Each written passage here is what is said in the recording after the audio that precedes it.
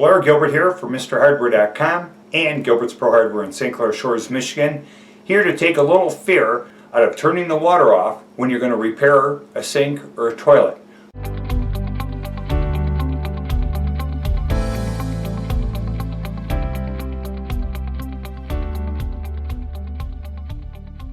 So here we are doing a little repair on this toilet, and there's a shutoff valve down here.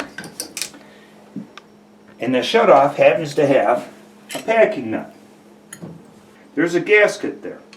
And that nut retains the washer that seals against the stem, which rotates every time we turn the water on and off.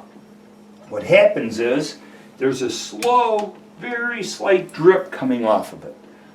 When we take and do something like this, when we use a valve that has not been moved in years, 5 years between toilet repairs, 10 years, it's been a long time, we're afraid to turn it off or it's sticking.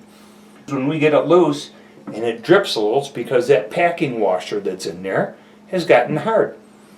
We can take a pair of pliers and we can tighten the packing nut just 1/4 turn tighter.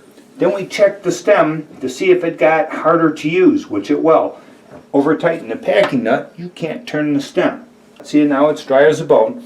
When you go to work on a toilet or a shut-off valve underneath the sink, know that if it leaks at the handle, not uncommon, nothing to worry about, it's to be expected, that you can tighten the nut and reseal the packing, or you can turn the water off to the house, take off the nut, take the stem out, take it to a plumbing supply house or a good hardware store, get it rebuilt, come home, put it back together. You don't need to change the valve, you just need to change the packing. So don't be afraid to turn off your appliances, your faucets, your toilets to work on them for fear of a drip at the stem. It's very repairable and not uncommon and not a big deal to repair, so that you can get your household repairs done easily, safely. Just a quick tip from MrHardware.com.